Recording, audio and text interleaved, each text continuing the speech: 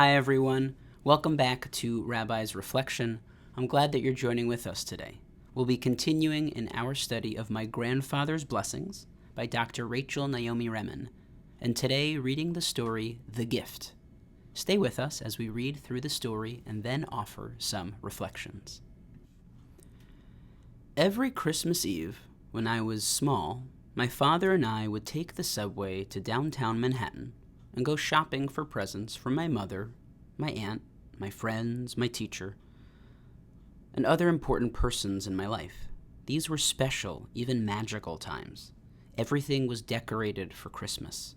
The windows of the stores up and down Fifth Avenue were magnificent, and some even had whole mechanical villages that moved or a mechanical Santa that waved.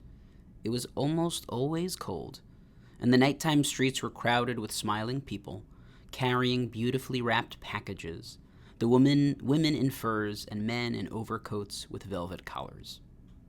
Thinking back on it now after more than 50 years, it seems to me that I could see the joy in people shining in the streets.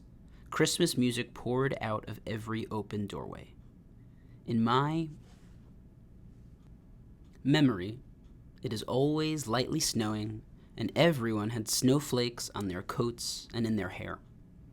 We would start at Rockefeller Plaza and stare in awe at the enormous, beautifully decorated tree, debating whether this year's decorations were more beautiful than last.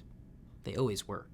We would watch the skaters for a while, and then we would move slowly down Fifth Avenue, stopping in every store, thinking of the people I loved one at a time, looking at many, many things until I found just the right one for each one of them. At some point during the evening, my father would hand me his big gold pocket watch and tell me that when it chimed, I was to come and meet him right where we were standing, and then I would go off alone in whatever store we were in to find his present. While I was gone, my father would do a little shopping of his own. I got to stay up late, far later than my usual bedtime, and it was often close to midnight when we got home, our arms filled with boxes, each of which had been specially wrapped at the store. My mother always had cocoa waiting, and we would show her the beautiful boxes and tell her about the wonderful things we had found for everyone, but not, of course, what we had found for her.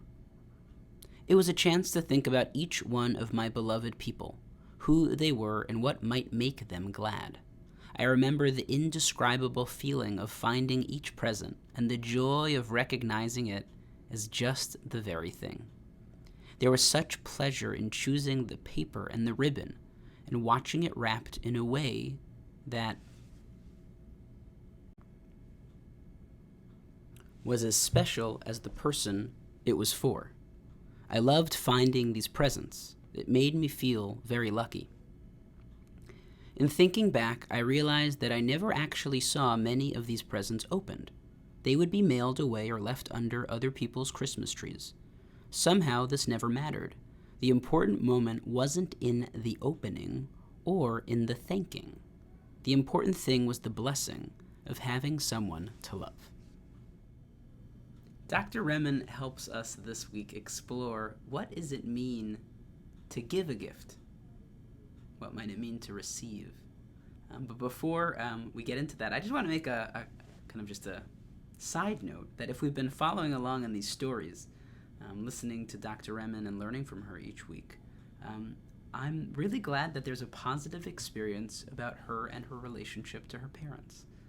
We've read countless stories where there's seemingly there is a tension between her and her father, and her and her mother. And yes, there's love, but there's also something that feels like it's lost in their relationship. To be able to have this story about this positive experience, going shopping with her father, coming home to her mother, just really warms my heart as someone who has this kind of distant, not real relationship with the author, Dr. Remen. But back to our story. What does it mean to give a gift? What's the point of a gift? I think when we're younger, the point of the gift is the gift itself. I really wanted to get that stuffed animal or that figurine, or I really wanted tickets to that show or that item of clothing.